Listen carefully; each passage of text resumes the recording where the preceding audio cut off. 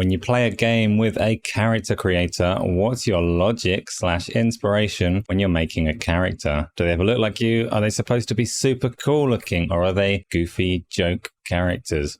Well, so that is a question from Isla, which is possibly cheating because Isla's making this video, but we'll take it. We'll take it. Got to get it rolling somehow. I would say there are two types of people that approach a character creator in their own different ways. The first one are people that want to see themselves in the game. So they make themselves, they stick themselves in the game. And the second type of people are ones that want to make a character. So they don't make themselves, they make a character. It's their creation that they're going to take into the game and play with. And from those two types of people, you can divide them a little bit further. So there's two types of people, and it's actually 6 or 7 types of people. Let's run through them. So I mentioned people that like to create themselves and put them in a game. I can subdivide that a little bit. There are people that literally want to make their likeness. That's all they want. They want to put themselves into the game. So Colt Eastwood is a good example. Any game that has a character creator, he will put himself into the game with the closest likeness that the tools will allow for him. It'll be the same familiar look. There's a very similar type that want to see themselves in a game, but they want to see a better version of themselves. They want to see the best version of themselves.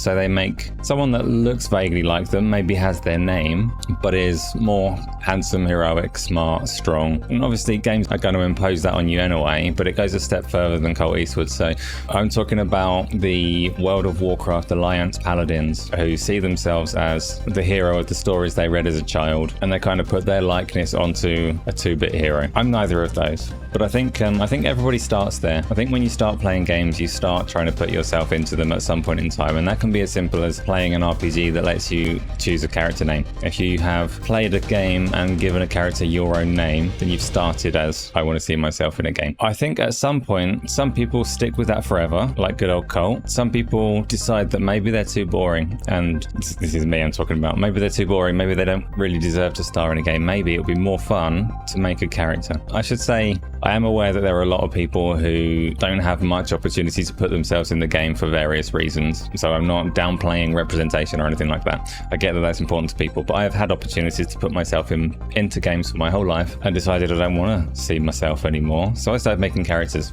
So type 3, people that want to make characters, and you can subdivide this a fair amount. So is this type 3? Is this type 2? Who cares? It's a type. People that make characters, and you get myself. I'll make a character with a really vague, nonsensical backstory. So I'll go back to World of Warcraft. I didn't want to be an Alliance paladin. I didn't want a heroic version of myself. So my first character in that game was a grumpy old shamanistic orc with the loose backstory that he used to be a warrior, and then he started talking to nature and got a bit magical, and now he was still a warrior with some magic, but he didn't really like nature and he didn't really like people and orcs. He's just a grumpy old orc. And this is my kind of thought process when I'm making a character in pretty much any game. I give them a ridiculous backstory. I decide whether they're going to be friendly, approachable, grumpy, whatever else, and then I just play the game. I forget all about it and don't really roleplay it at all. So some people do. Some people are full on making a character and role-playing it, but not me. Then you get people that I would consider artists. They're not making a character with a backstory as such, but they're pushing the tool to see what they can create. And that can be making a ridiculous character that's just ugly and silly, or it can be making a real life likeness of a character, like Jaime Lannister in Elden Ring. That's an example. Some people will just push the tools and see what they can make. Some people will push the tools and see what kind of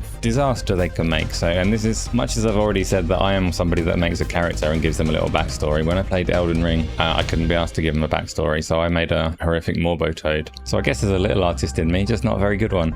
What other types are there? Then it's the internet. So there's definitely a group of people who make a character solely because they want to stare at that character's butt. I'm not sure what type that sits as. Let's just discount them. They can be relegated to the type we do not talk about. So there's 4 types of people. That's the conclusion for this video. You get people that put themselves in a game, people that hero themselves up for a game. You've got whatever else I just said, people that make a character, and you've got the artists. I'd put myself more in the people that make a character category, but the artist in me is sometimes impossible to restrain. I'm just a natural creative type.